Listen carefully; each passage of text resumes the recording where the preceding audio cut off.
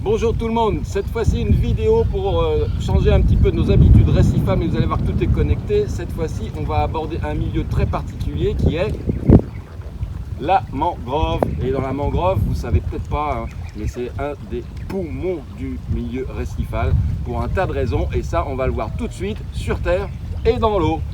A tout de suite. Dans un premier temps, je vais déjà vous dire où on est. Eh ben, on est en plein parc national en Indonésie, à Bali. C'est le parc national du nord-ouest de Bali. Et on a répondu à l'invitation de l'un de nos fournisseurs qui nous a permis d'accéder à cet endroit et de maintenant le partager avec vous. Donc merci Agung Aquatic, c'est super, on est très heureux d'être ici. Donc qu'est-ce que c'est qu'une mangrove? C'est un écosystème unique, c'est vraiment la nurserie du récif. Ça a plein d'avantages. Les mangroves, vous en avez en milieu tropical, pas qu'en Indonésie, mais vous en avez autour de Madagascar, dans les Caraïbes. Enfin, il y a vraiment ça représente une source pour le récif en termes de nutriments, de protection pour les jeunes poissons qui est incomparable. Il faut protéger bien entendu la mangrove.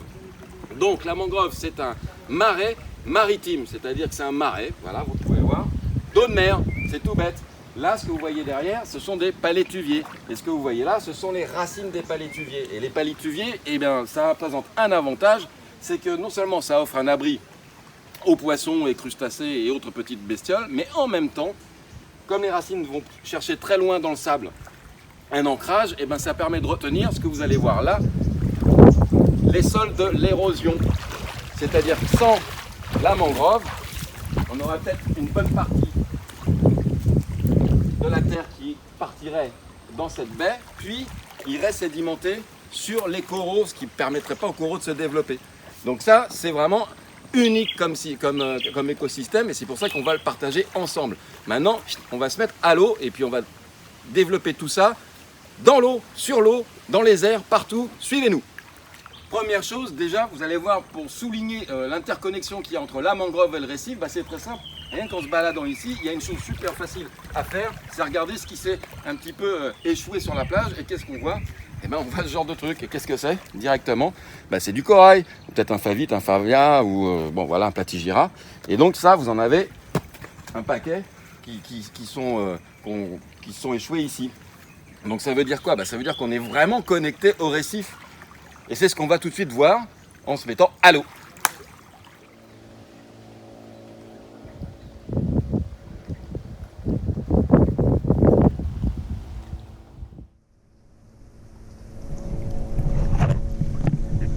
Donc là, on est dans le cœur de la mangrove et on va tout de suite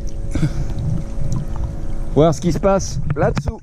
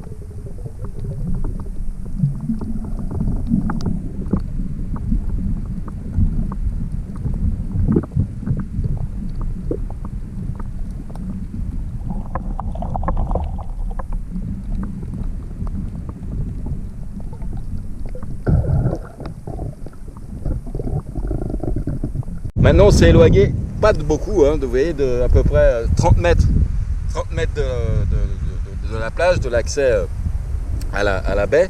Donc les racines de palétuvier, vous les voyez bien, elles sont bien derrière moi. Et ce qu'on va faire, c'est qu'on va commencer à faire un petit comptage des bestioles et de ce qu'on va trouver à quelques mètres du bord. Et vous allez voir, c'est la vraie nurserie. Donc on a vu beaucoup d'apogons tout à l'heure dans les racines, du Leptacanthus notamment, donc ça c'est assez intéressant, ça prouve bien que c'est un animal qui est intéressant, qui est grégaire et qui vit dans des milieux un petit peu spécifiques, enfin en tout cas ici sur cette zone-là.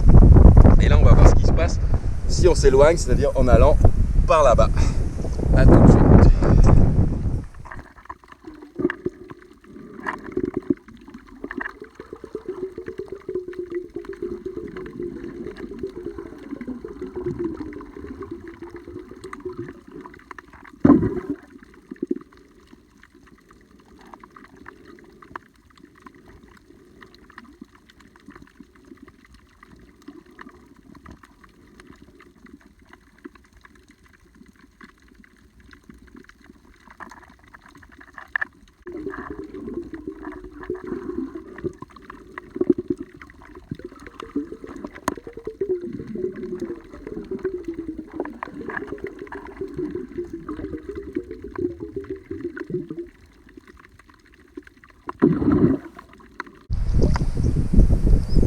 Là donc nous avons vu qu'il y a pas mal de sédiments, hein, donc même si la mangrove et ses racines retient bien tout ce qui peut potentiellement ruisseler, on voit quand même que bon, ça sédimente pas mal, mais c'est aussi lié à la config, c'est une baie, donc il y a beaucoup plus de sédimentation. Et ce qui est toujours amusant de voir, c'est que voilà, c'est l'état de la colerpe, d'autres algues supérieures, et puis de temps en temps on a un petit miracle, un petit Millepora tout coloré qui se pointe au milieu du sable, donc ça c'est plutôt sympa. On va aller encore plus loin maintenant. Là, on est à peu près à une centaine de mètres hein, de la mangrove. Et donc, on a vu cette longue plage, hein, à peu près sur 50-100 mètres de sable avec ces algues. Et puis là, on a attaqué maintenant les premiers abords du récif, d'un petit récif. Donc ici, il y a 1,60 m d'eau à peu près. Donc, c'est pas grand-chose. En termes de luminosité, c'est pas mal. On a un problème pour les coraux, c'est la température d'eau parce qu'on est à plus de 30 là en surface. Et à 20 mètres, on est à plus de 28. Donc tous les coraux ont un petit peu de mal. Il n'y a pas une grande variété, mais bon, c'est assez intéressant. Et vous allez voir ça tout de suite. On approche, on entame directement, alors il n'y a pas beaucoup de fond, mais directement une pente récifale. Et on a quand même une bonne variété de poissons. Malheureusement, l'eau est pas très très claire, donc ça ne me permet pas de partager avec vous ce que je peux voir. Mais bon, c'est un petit test, on va faire ça lentement et puis je suis sûr que vous apprécierez.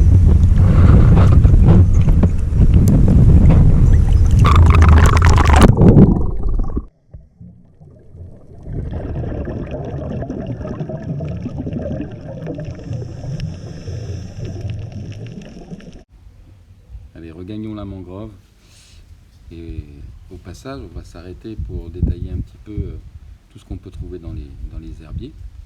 Donc vous allez voir, c'est assez amusant. Là on a filmé un petit épisode sympa. Il y a une grande quantité de Synapta, c'est une holoturie qui peut faire jusqu'à 3 mètres, qui n'est pas souvent importée, qu'on peut trouver aussi en forme orange, et donc qui vit dans les herbiers. Là il y en avait une densité de plusieurs au mètre carré, donc c'est assez amusant à observer. En aquarium, c'est pas forcément à conseiller, il faut quand même avoir de la bonne surface et puis un volume en sable assez important. Et puis sur la zone qui est entre le petit mur tombant et du récif et la mangrove, donc très sablonneuse, bah évidemment c'est le paradis de pas mal de détritivores.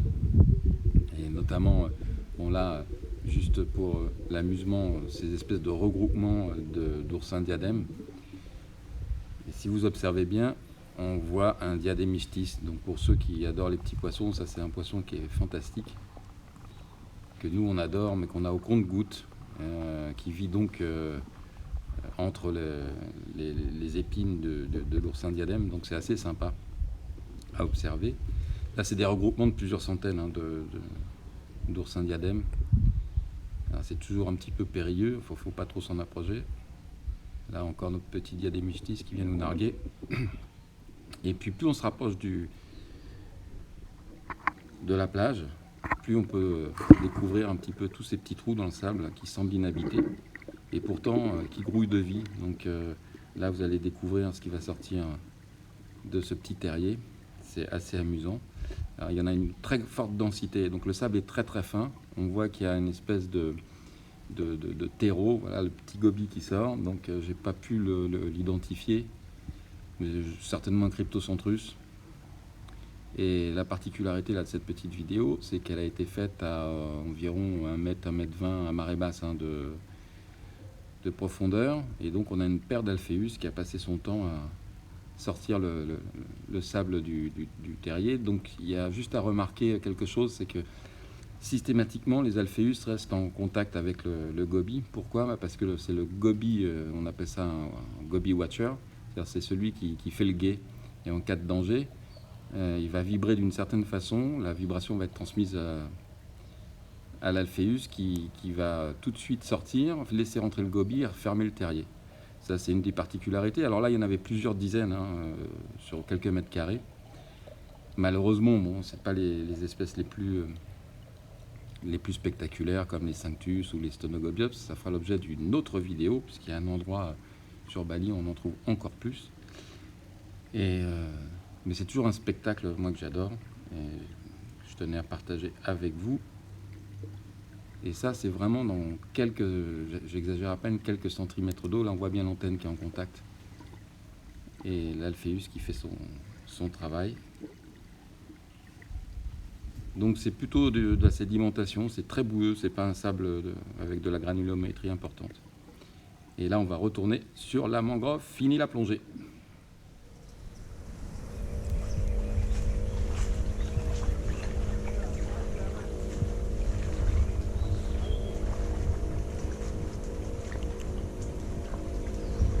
Voilà, c'est ce que je disais quand on trouve...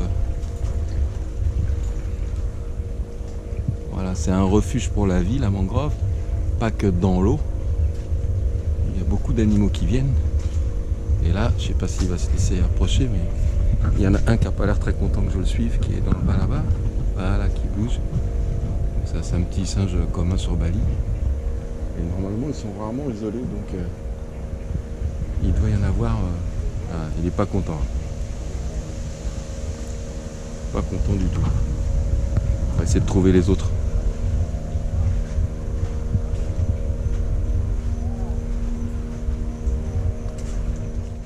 Et voilà, c'est déjà terminé. Et oui, on a fini de découvrir, d'effleurer la découverte du milieu fantastique qu'est la mangrove, et puis de toute cette approche un petit peu qu'il y a entre la mangrove, la grande nurserie, ces espaces sableux qui hébergent tant d'animaux qu'on retrouve nous dans nos aquariums.